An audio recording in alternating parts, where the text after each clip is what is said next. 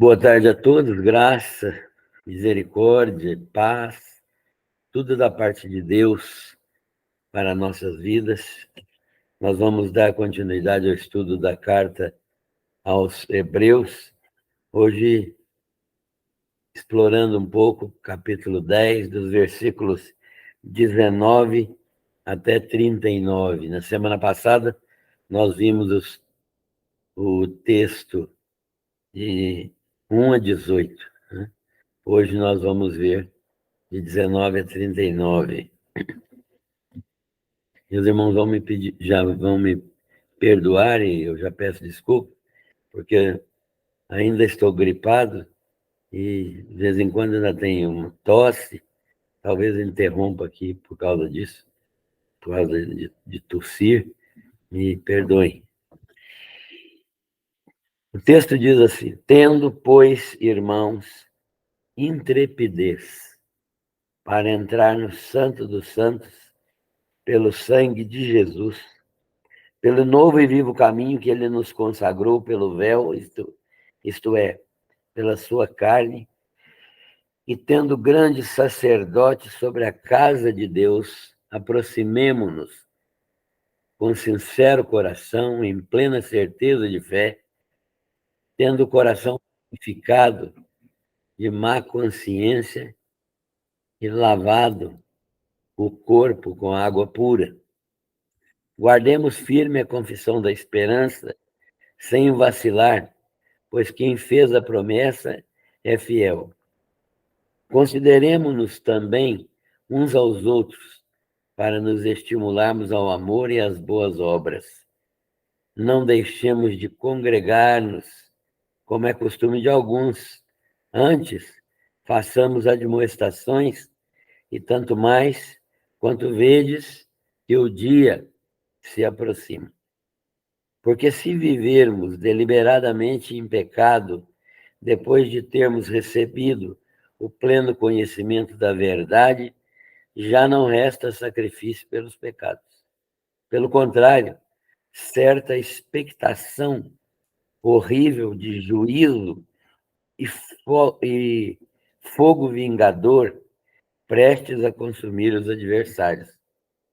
Sem misericórdia, morre pelo depoimento de 2 ou 3 testemunhas quem tiver rejeitado a lei de Moisés. De quanto mais severo castigo julgais vós, será considerado digno aquele que calcou aos pés o Filho de Deus e profanou o sangue da aliança, com o qual foi santificado e ultrajou o Espírito da graça? Ora, nós conhecemos aquele que disse: a mim pertence a vingança, eu retribuirei. E outra vez, o Senhor julgará o seu povo. Horrível coisa é cair nas mãos de um Deus vivo. Lembrai-vos, porém, dos dias anteriores, em que, depois de iluminados, sustentastes grande luta e sofrimento. Ora, expostos como em espetáculo, tanto de opróbrio quanto de tribulações, ora tornando-vos coparticipantes com aqueles que deste modo foram tratados, porque não somente vos compadecestes dos encarcerados, como também aceitastes com alegria o espólio dos vossos bens, tendo ciência de possuirdes vós mesmos patrimônio superior e durável. Não abandoneis, portanto, a vossa confiança, ela tem grande galardão. Com efeito, tendes necessidade de perseverança, para que, havendo feito a vontade de Deus, alcanceis a promessa. Porque ainda dentro de pouco tempo, aquele que vem virá e não tardará. Todavia, o meu justo viverá pela fé. e, se retroceder, nele não se compraz a minha alma. Nós, porém, não somos dos que retrocedem para a perdição, somos, entretanto, da fé para a conservação da alma. Amém. Temos lido o texto de Hebreus 10, os versículos 19 até o 39. Vamos orar. Pai Celestial, nós estamos mais uma vez gratos ao Senhor por estarmos reunidos virtualmente para estudarmos a Tua palavra. Ela é uma palavra viva e verdadeira, e ela nos ensina, nos exorta, nos estimula a prática do bem, ela nos dá conselhos, ela nos redargue, ela ministra ao nosso coração aquilo que é necessário para vivermos uma vida reta na Tua presença. Nós te louvamos por todos que participam, que participarão, aqueles que vão participar dessas gravações ainda, em outro tempo. Que o Senhor esteja abençoando a vida nossa e de cada um que vai participar. Nós oramos pedindo as Tuas bênçãos para a nossa igreja, para os nossos pastores, para todos aqueles que militam na área de pregação e ensino da Tua palavra.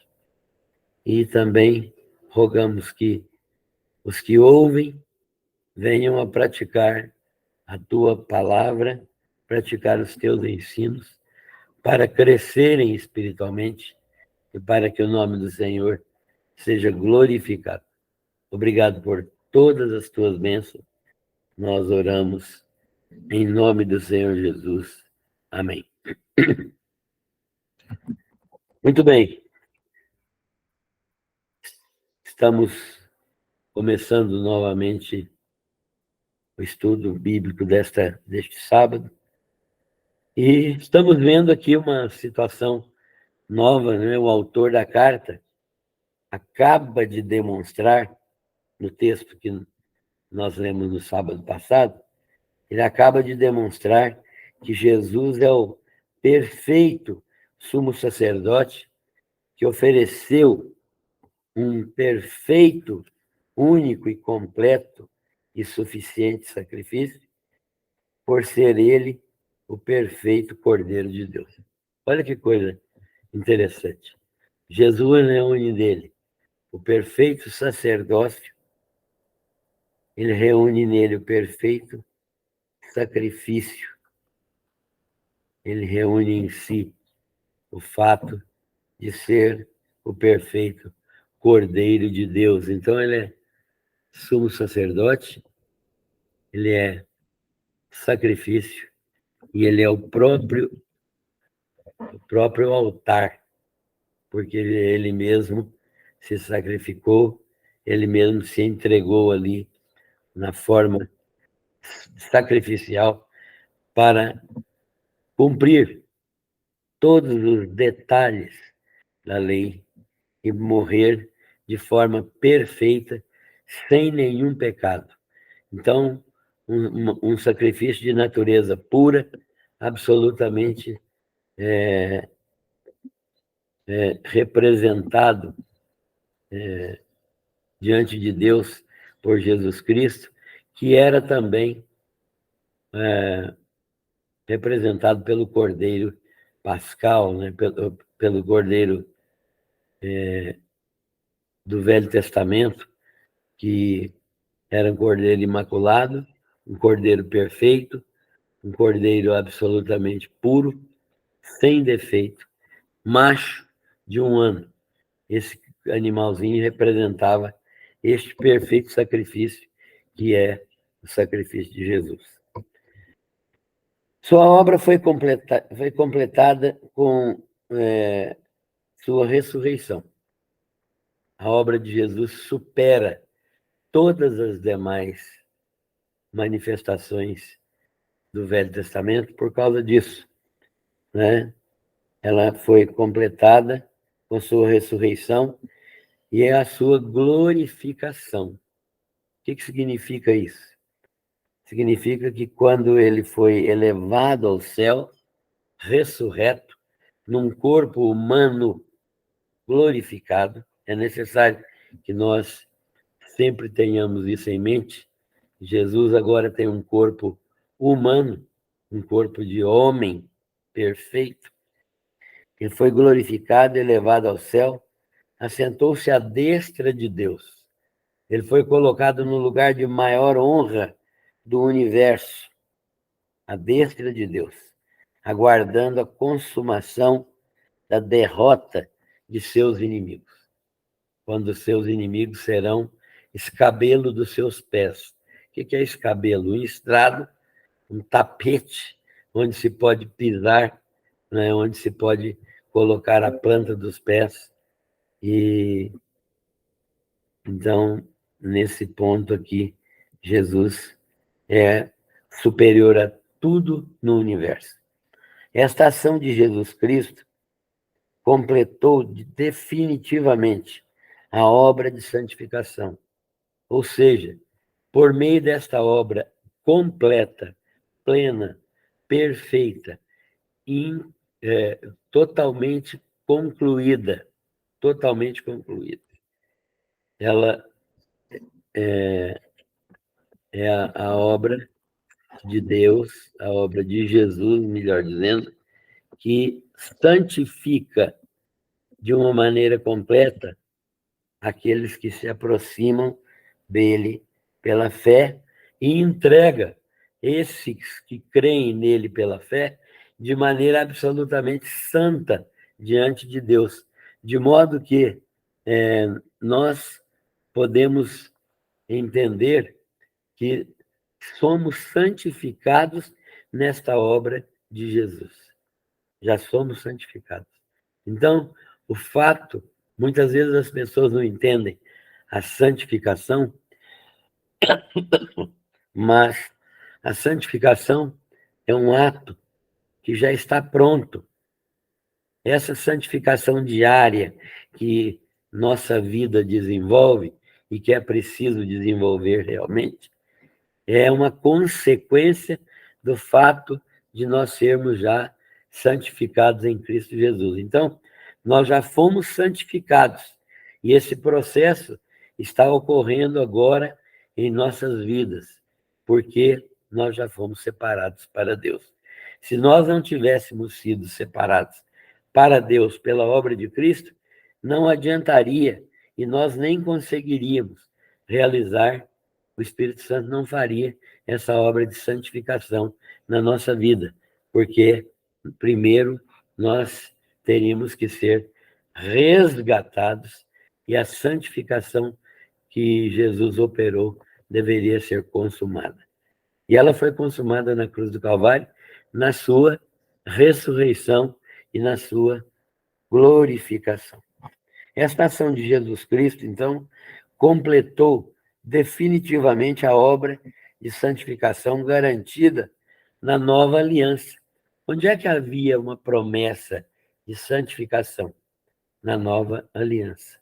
A nova aliança que Deus prometeu em Jeremias para o povo de Israel e que tem implicações e que tem aplicações e que tem alcance na própria vida nossa como servos de Deus convertidos ao Senhor Jesus Cristo. Então, essa nova aliança que o próprio Deus estabeleceu com Israel, né? E qual é o teor desta nova aliança? Eu vou tomar um pouquinho de líquido aqui.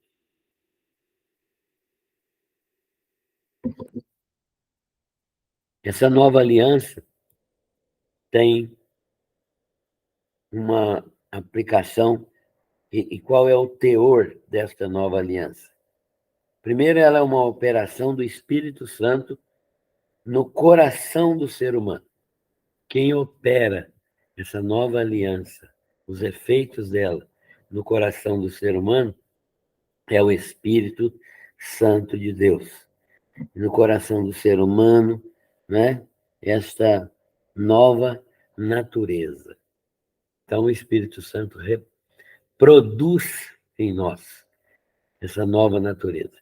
Quando nós nos aproximamos do Evangelho, quando o Evangelho é pregado a nós e nós cremos na palavra do Evangelho, esta amálgama entre a palavra do Evangelho e a nossa compreensão racional gera fé salvadora. Fé salvadora.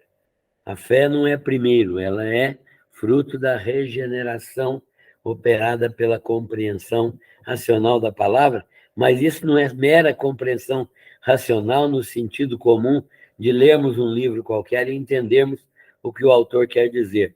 É uma ação do Espírito Santo que faz com que nós compreendamos as ações de Cristo em nosso favor e que regenera a nossa mente, né? E que nos mostra que somos pecadores.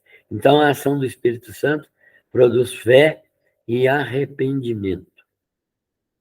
Fé e arrependimento. Quando você enxerga pela fé o seu estado e você crê em Cristo, você tem, então, uma ação espiritual que produz arrependimento. Você se arrepende dos seus pecados. Não é preciso que ninguém fale a você que você está errado. A própria consciência sua, transformada pelo poder da palavra, ela demonstra que você precisa de arrependimento. Você foi regenerado. E o regenerado entende que ele está agora necessitado de arrependimento. Ele está necessitado porque ele foi transformado, regenerado. E ele não pode permanecer mais com aquela velha vida que ele tinha. Então, o teor desta nova aliança é esta operação do Espírito Santo no coração do ser humano, dando uma nova natureza e implantando a lei de Deus no nosso coração. Não é um código externo que nós obedecemos. Nós não estamos aqui neste mundo para obedecer um código externo. Os 10 mandamentos, por exemplo, né? Eu não estou dizendo que não obedeçamos os 10 mandamentos, não é isso. Mas eu estou dizendo que não é a obediência a 10 mandamentos que é a conversão, né? Eu estou dizendo que nós temos implantada a lei de Deus e mesmo se eu não tiver consciência clara disso, eu vou passar a obedecer de uma maneira espontânea a lei de Deus, porque ela é implantada no meu coração pelo Espírito Santo. Então, o Espírito Santo gera isso no meu coração e me constrange a fazer a vontade de Deus e me constrange a pedir perdão a Deus quando eu erro, quando eu deixo de cumprir a palavra. Então, é uma forma de manifestação especial de Deus na nossa vida por meio do Espírito Santo, que nos convence de pecado, justiça e juízo. Finaliza, então, esta ação, o teor da nova aliança é finalizado com uma promessa do Senhor de jamais se lembrar dos nossos pecados. Que coisa maravilhosa. O perdão de Deus é um perdão absolutamente sem igual, porque a promessa dele na nova aliança, que está impressa principalmente no livro do profeta Jeremias, é que jamais me lembrarei dos seus pecados e das suas iniquidades para sempre.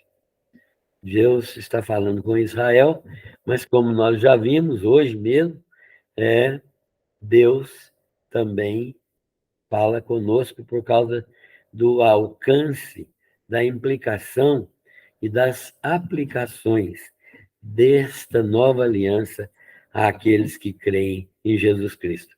Quando Jesus morreu, ele disse, antes dele morrer, melhor dizendo, ele, ao comer a ceia, a última, não comeu a ceia, comeu a Páscoa. A Páscoa é diferente. Então, ele comeu a Páscoa com seus discípulos e ele disse: Este é o sangue da nova aliança, o sangue da nova aliança. E este sangue da nova aliança, que é o sangue que perdoa todos os pecados, e é o sangue que era representado lá pela morte dos cordeirozinhos lá no Velho Testamento. Então, o perdão de Deus é para sempre, para sempre. E alcança-nos, nós os que estamos também recebendo os benefícios da nova aliança, que são recebidos pela fé em Cristo Jesus, pela graça de Deus, mediante a fé em Cristo Jesus. A remissão dos pecados, portanto, extingue as ofertas pelo pecado. O autor está dizendo, olha, não há mais necessidade de ficar oferecendo cordeiros pelos pecados, porque o sangue deles não pode perdoar pecados. Em compensação, Deus já sacrificou o cordeiro dele que tira o pecado do mundo. Portanto, onde os pecados já foram perdoados definitiva e permanentemente, não há mais necessidade de sacrifício. Isso é que é a maravilha do Evangelho. O Evangelho faz esta operação. Eu não preciso mais de sacrifício para ter pecados perdoados, porque eu recebo o perdão deles pela graça mediante a fé. Senão, nós teríamos que continuar sacrificando animais para representar o sangue que tira o pecado do mundo, né? Então, no texto de hoje que nós lemos, o autor vai falar com os cristãos judeus, por extensão vai falar a outros membros das congregações também, né? Os crentes que não eram só os judeus ali em Roma, e na Palestina, em Antioquia. Paulo vai falar com todos, mas principalmente com os cristãos judeus, e por extensão aos outros membros das congregações, sobre os privilégios do acesso que os crentes têm à presença de Deus. Quais são os privilégios que nós temos à presença de Deus? O primeiro deles é, diante da obra do Senhor Jesus Cristo, o qual derramou o seu sangue, importância, por isso nós temos a importância do sangue, né? Diante da obra do Senhor Jesus Cristo, ele, derramando o seu sangue na cruz do Calvário, nos concedeu o privilégio, né, de acesso na presença de Deus. Como? Diante do sangue. Quando Deus vê o sangue do Cordeiro, Deus nos recebe na sua presença. Quando eu creio que o sangue do Cordeiro na cruz do Calvário foi derramado em meu lugar e que eu, como pecador perdido, agora recebo a santificação que há em Cristo Jesus, sendo desta forma separado com exclusividade para Deus, e crente não presta para mais nada a não ser para a exclusividade de pertencer a Deus, né? Crente só presta para isso. Então, quando você está fazendo alguma outra coisa, você nem faz bem feito uma, nem a outra, né? Por quê? Porque crente só presta para servir a Deus. Então, nesta exclusividade, quando Deus vê isto, ele ele se importa com o sangue do Cordeiro e ele me perdoa gratuitamente por esta manifestação de fé. E ele, então, esse então é um dos privilégios que o sangue do Cordeiro nos traz. Um segundo, abrindo, o que o sangue do Cordeiro pode fazer? Ele abre um novo e vivo caminho. Maravilhoso. Um novo e vivo caminho, por meio do seu próprio corpo. Por quê? Ele foi rasgado pelos torturadores romanos e simbolizado no ato sobrenatural do véu do Templo de Jerusalém, daquela cortina que separava o santo dos santos do resto do templo, um ato sobrenatural de Deus que separava o santo dos santos. Então, abrindo um novo e vivo caminho. O sangue do Cordeiro abriu um novo e vivo caminho. Por quê? Porque o sangue do Cordeiro é plenamente suficiente para quê? Para apresentar-nos de maneira santificada a Deus sem pecado, porque o sangue é visto por Deus como suficiente para desviar de sobre nós a ira de Deus. Então, como Paulo ensina aos Romanos, a ira de Deus que deveria cair sobre cada um de nós e nos levar à morte eterna, é uma ira que foi desviada de nós sobre a pessoa de Cristo. E o seu sangue derramado na cruz do Calvário é o efeito purificador dos nossos pecados. Então, ele mesmo morreu ali, e isso foi simbolizado naquele véu rasgado no Templo de Jerusalém, né? Na própria... O que significa isso? Que a própria carne de Jesus foi rasgada e ele foi morto pelos nossos pecados. Terceiro privilégio. Sendo isso real, ele mesmo, Jesus, é o grande sumo sacerdote. Ele é o sumo sacerdote, o administrador da justiça na casa de Deus, sobre a casa de Deus, as congregações constituídas pelos crentes. Não está falando de templo feito por mãos humanas aqui. Está falando de congregações de crentes. Em qualquer lugar do mundo, onde houver uma congregação, não importa se 2 ou 3, ou milhares nessa congregação, ali nós temos a manifestação do grande sacerdote, o grande sacerdote sobre a casa de Deus, que administra sobre nós as bênçãos eternas da salvação. Então, nós temos vários privilégios no sangue de Cristo.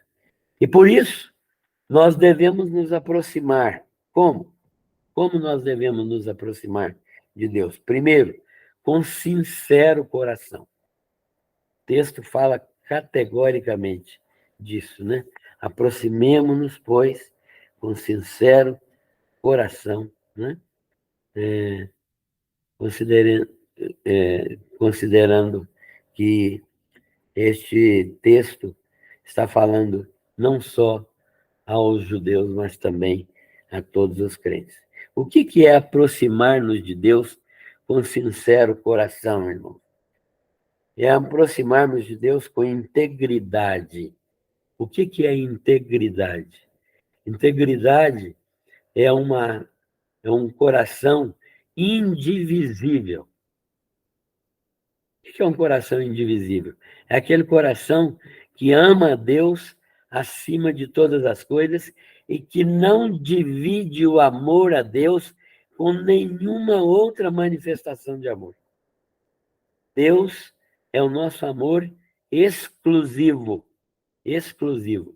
Qualquer coisa que venha ocupar o lugar de Deus é divisão do nosso coração, é ter um coração, como o Tiago ensina, um coração dobre, um coração que é divisível, um coração que não é completamente dedicado ao Senhor. Então, nós devemos nos aproximar de Deus com um coração sincero, com integridade e com a consequência natural da integridade, que é a confiança plena, sabe, sem vacilar. Ou seja, saber que aquilo que Deus disse e operou em Jesus Cristo é verdade e que nós podemos confiar plenamente nisso, porque nós podemos receber isso gratuitamente pela fé em Cristo. Então, devemos nos aproximar com sincero coração, com integridade, com confiança plena, sem vacilar.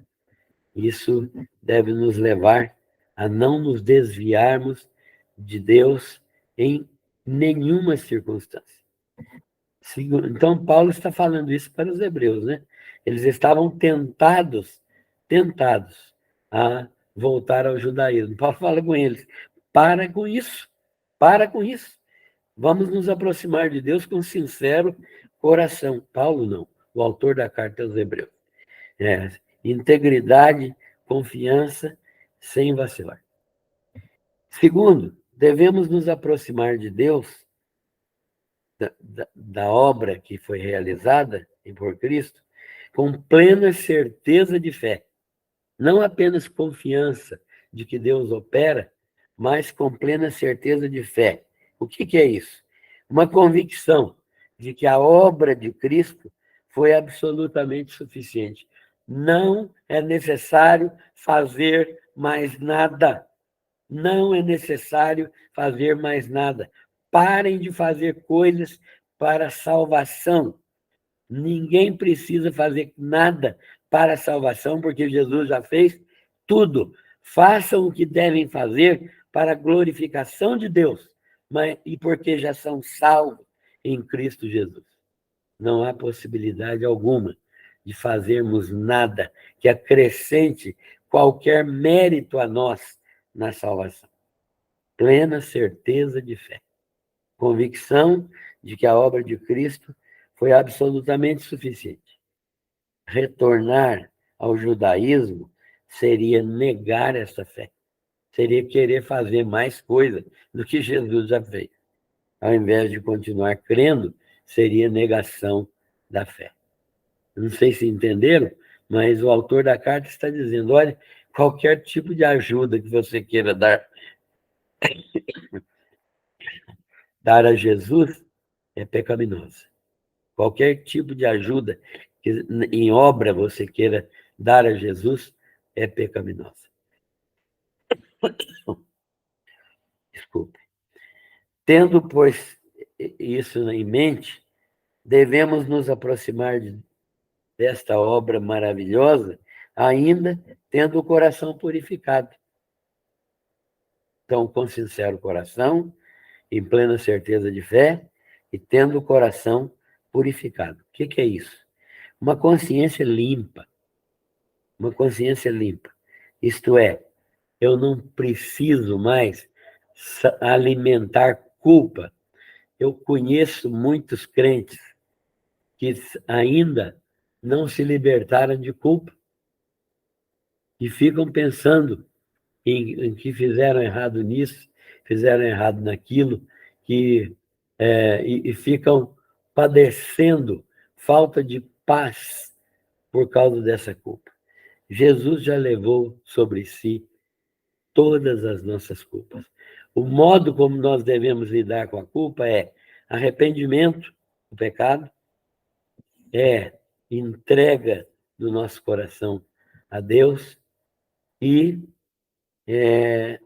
certeza de que fomos perdoados por Jesus. E, então, devemos ter uma consciência limpa. E o corpo? Está falando de consciência. E o corpo? Aspergido com sangue. Né? O texto diz, aspergido com sangue. O que é que isso significa? O que que isso simboliza. Simboliza uma lavagem com água pura. Significa que os nossos membros, o nosso corpo, também foi lavado. Para quê? Para realizar as boas obras que Deus de antemão preparou na eternidade para andarmos nelas. Ou seja, a nossa salvação é uma purificação de mente, de coração e de corpo. Então, nosso corpo agora também só serve para agradar a Deus. O que é que você faz com o seu corpo que não edifica, que não agrada a Deus? Como que você trata o seu corpo? Como que você cuida do seu corpo? Isso tudo é necessário pensar, porque o nosso corpo é templo do Espírito Santo. E Deus certamente deseja que nós estejamos lavados com água pura para que ele seja glorificado. Como devemos nos conduzir? Como que nós devemos nos conduzir? Diante destas verdades bíblicas, como que nós devemos nos conduzir? O autor da carta está dizendo para os judeus crentes, né? Para os hebreus cristãos, nós devemos nos conduzir de maneira que guardemos a confissão. O que é guardar a confissão? Em primeiro lugar, é isso que ele fala: guardar a confissão. A nossa pública profissão de fé.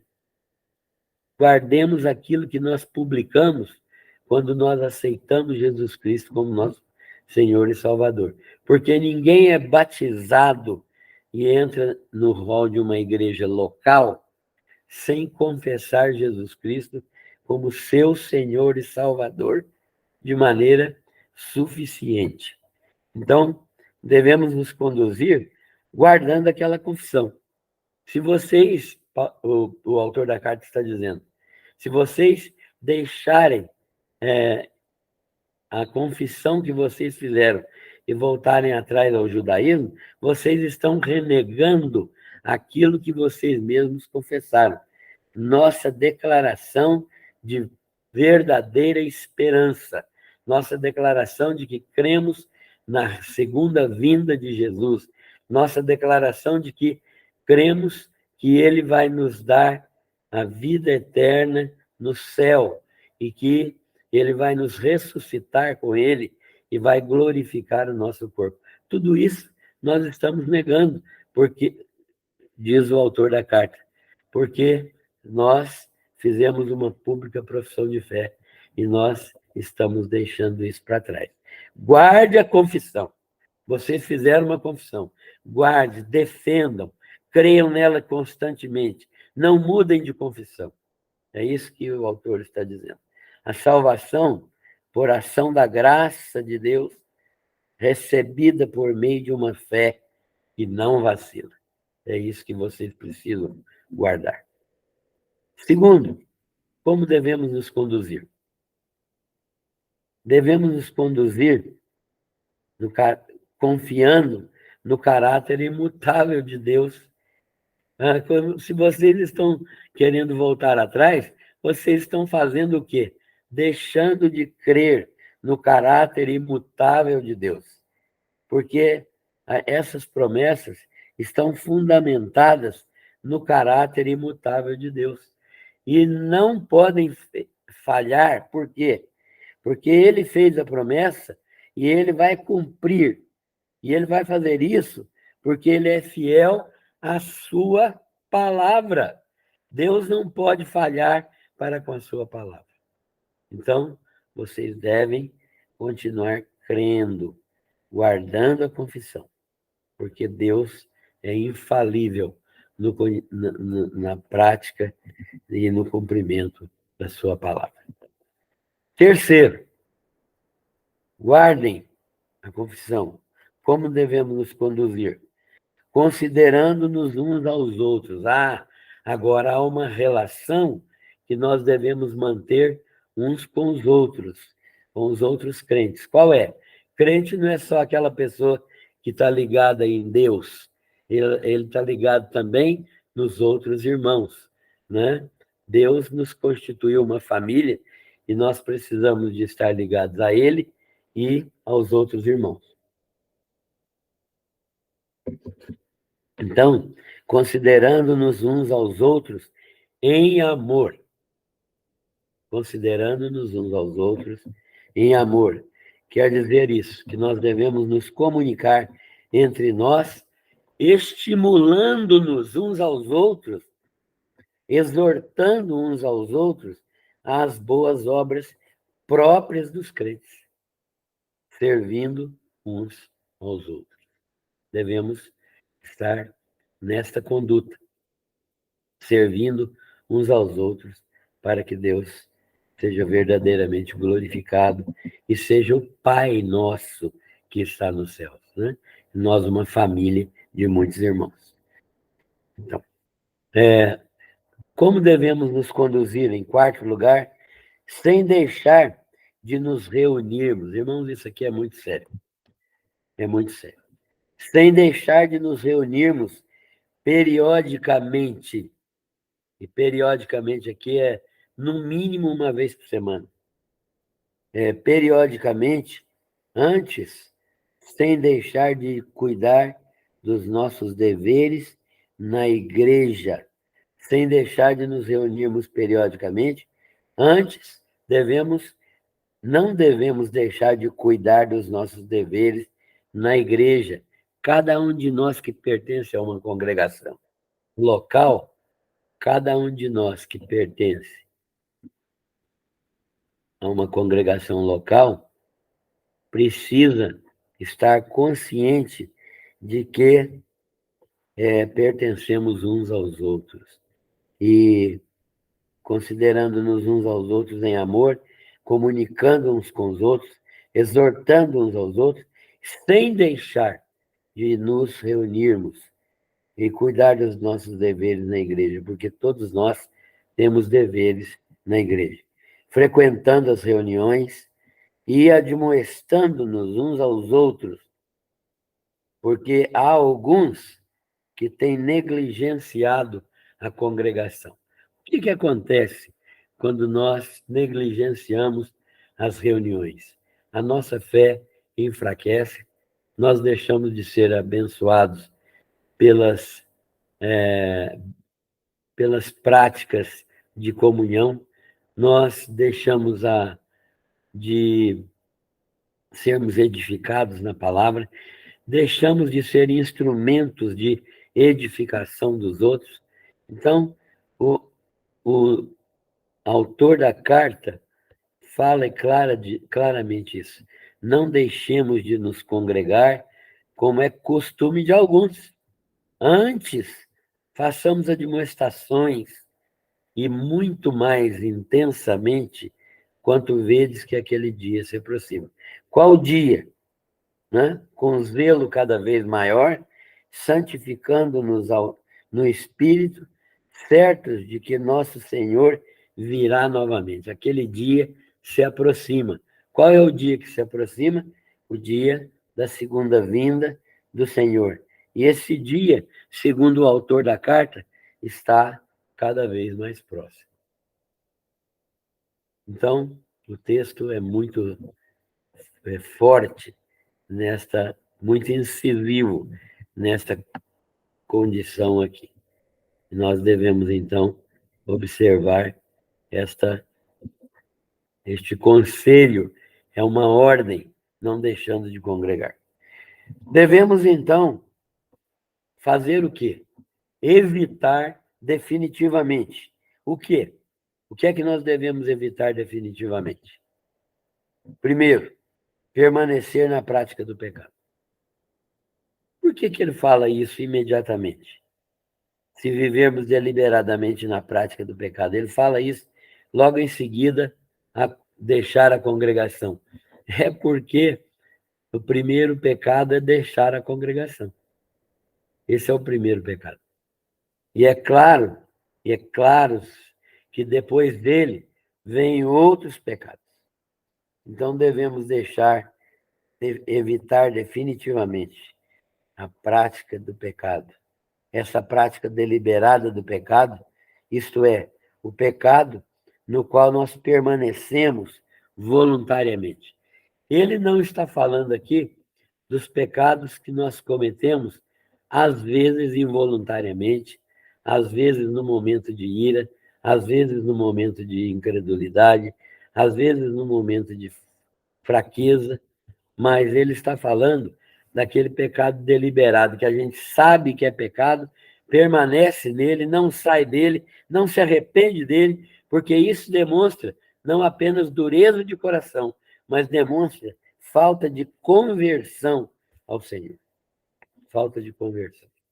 Então, ele está afirmando aqui que nós não devemos permanecer deliberadamente no pecado.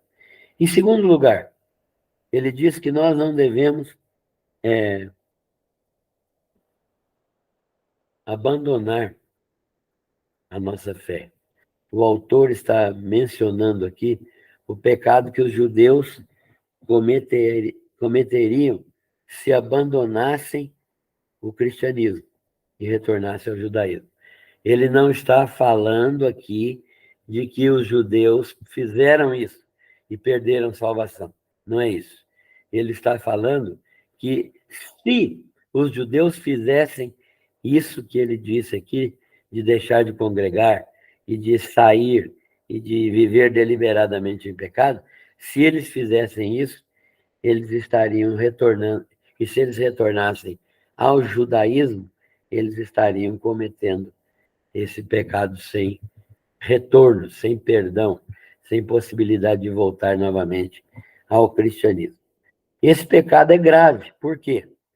Pois as pessoas receberam pleno conhecimento da verdade, experimentaram por um tempo uma prática nova de vida, mas não foram transformados. São as pessoas que não foram completamente convertidas. Elas podem retornar ao mundo porque elas não foram completamente transformadas pelo poder do Espírito Santo. Elas chegaram, como o texto diz, né, recebido pleno conhecimento da verdade e ficado nesta condição, já não resta sacrifício pelos pecados. Pelo contrário, há uma certa expectação horrível de juízo e fogo vingador prestes a consumir os adversários. Então, o que pode acontecer com eles é a expectação do juízo de Deus.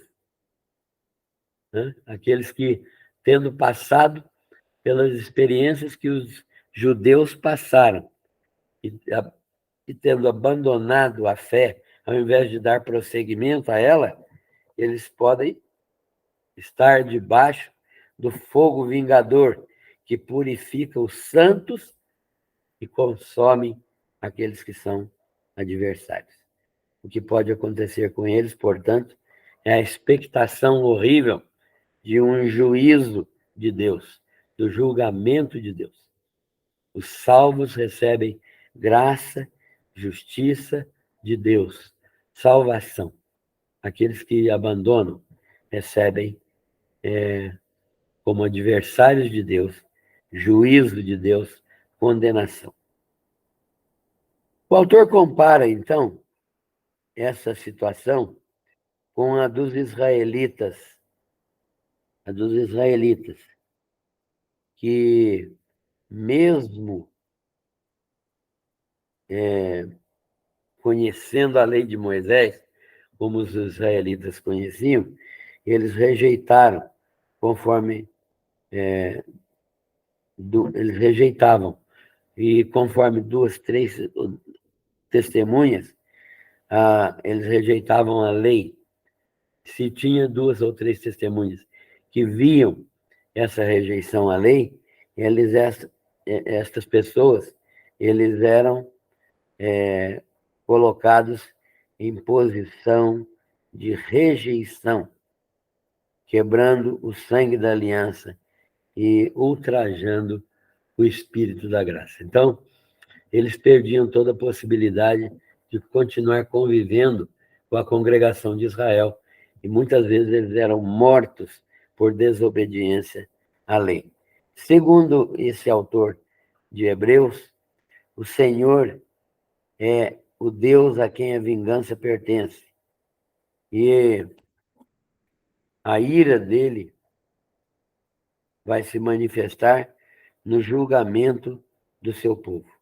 E é horrível coisa cair nas mãos de um Deus vivo. Por que ele fala isso? Porque a ira de Deus não é uma brincadeira.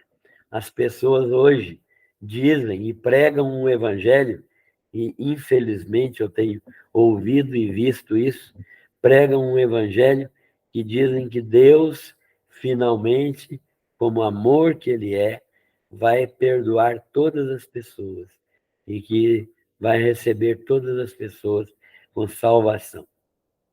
Isso significa que o sacrifício de Cristo foi absolutamente inútil e que todos estão nesta situação pecaminosa podem continuar nela, porque não faz a menor diferença. Mas o autor da carta, então, mostra que horrível coisa é cair nas mãos de um Deus vivo. Então, queridos, o autor finaliza seus conselhos ao povo de Israel, aos judeus cristãos, melhor dizendo, falando com eles o seguinte: lembrem-se. Primeiro, lembrem-se dos dias em que vocês receberam a iluminação com grande luta e sofrimento. Vocês já passaram por lutas e sofrimentos quando o evangelho chegou a vocês. Vocês, na verdade, eram constituídos espetáculos do mundo. Ora, vocês eram um espetáculo deprimente para com o mundo, e aqueles que eram perseguidos, e outros eram também perseguidos pelos próprios irmãos judeus, e eram, de alguma maneira, sofredores também com aqueles que eram perseguidos de maneira física. Vocês experimentaram momentos que vocês se compadeciam tanto dos irmãos em sofrimento que eram capazes de despojar-se de todos os bens materiais para ajudar aqueles que estavam empobrecidos, aqueles que estavam sendo roubados, aqueles que estavam, de alguma maneira, sendo despojados dos seus bens, né? Então, vocês se compadeciam deles, vocês tinham um pensamento de ajudá-los. Outros de vocês, em outros momentos também, vocês mesmos foram expoliados e com alegria aceitaram esta situação, porque estavam de olho naquilo que Deus estava falando com vocês e que possuíam um patrimônio que não era deste mundo. Vocês tinham convicção que vocês estavam enriquecendo no patrimônio celestial. Vocês não devem agora abandonar todo esse esforço que foi feito. E que essa confiança que vocês manifestaram, essa fé, tem um grande galardão. Então, ao invés de vocês desistirem e voltarem ao judaísmo, perseverem, mantenham-se firmes, fazendo a vontade de Deus. Vocês alcançarão a sua promessa, porque a sua promessa é conforme diz a palavra, ainda dentro de pouco tempo, e aquele que tem que vir, virá. Isto é, Jesus está prestes a vir, não tardará. A promessa vai ser cumprida. Todavia, o meu justo viverá da fé. Vocês devem crer na minha palavra. Não fiquem duvidando, porque se aparentemente demora, é porque o meu tempo não é igual ao tempo de vocês. Todavia, meu justo viverá pela fé. Se ele retroceder, deixar os caminhos, abandonar a fé, retornar ao judaísmo, nele minha alma não se compraz. Nele minha alma não tem prazer. Mas nós, irmãos, termina o autor da carta.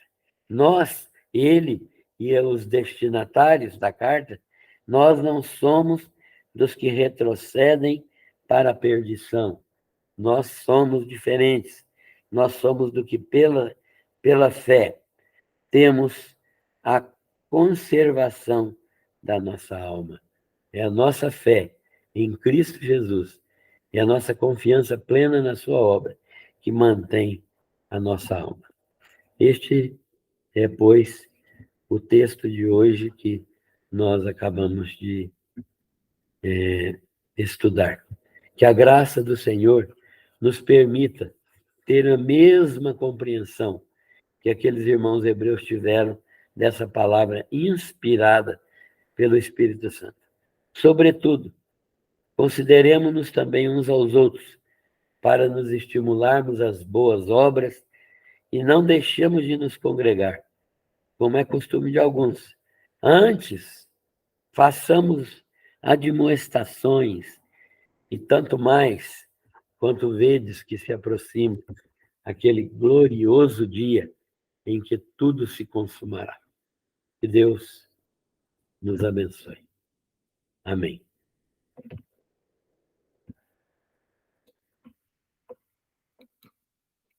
Edivaldo,